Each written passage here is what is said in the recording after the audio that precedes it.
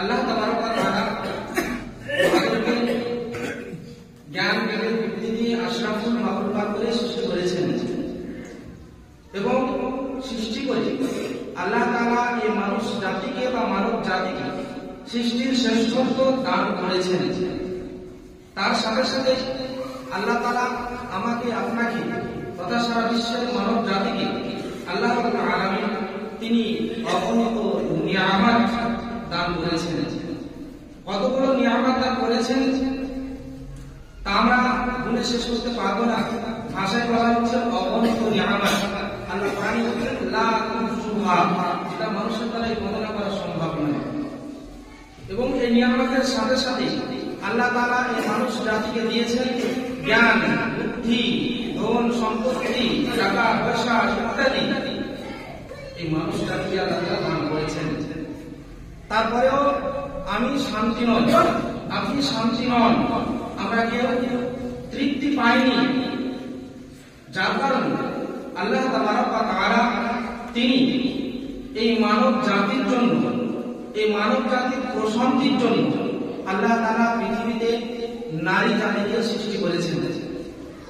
মানুষ যাতে তৃপ্তি বা শান্তি পায়, মানুষের প্রশান্তির জন্য আল্লাহ তাআলা পৃথিবীতে নারী জাতিকে সৃষ্টি করেছেন। যে নারী জাতি সম্পর্কে আমরা শুনলাম, যাদেরকে জীবিত পুঁতে দেওয়া হয়, যে নারী জাতিদের অবস্থা অত্যন্ত শোচনীয় ছিল, যে নারী জাতিদের কিঞ্চিৎ পরিমাণ সম্মান ছিল না, সেই নারী জাতিকে আল্লাহ তাআলা সৃষ্টি করছেন পৃথিবীর মানুষের জন্য, শান্তির জন্য, তৃপ্তির জন্য, প্রশান্তি লাভ করার জন্য। আল্লাহ রাব্বুল আলামিন বলেছেন ওমিন আয়াতিহি আন খালাকা লাকুম মিন আনফুসিকুম আজওয়াজা।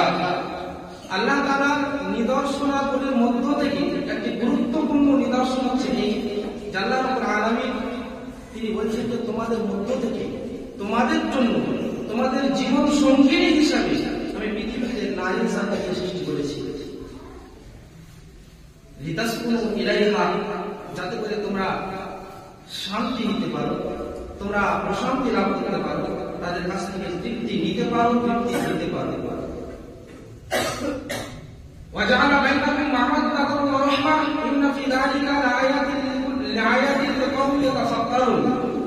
আমরা যেটা ধারণা করি বা বর্বরতার জামানায় যেটা ধারণা করেছিল সেটা নয়।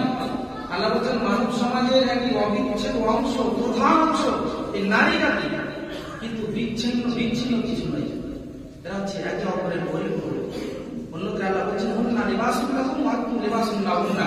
পৃথিবীর পুরুষ তোমরা হচ্ছে তোমাদের জীবন সঙ্গীর জন্য পোশাক স্বরূপ, লেবাস স্বরূপ, আর তারা হচ্ছে তোমাদের জন্য লেবাস স্বরূপ বা পোশাক স্বরূপ।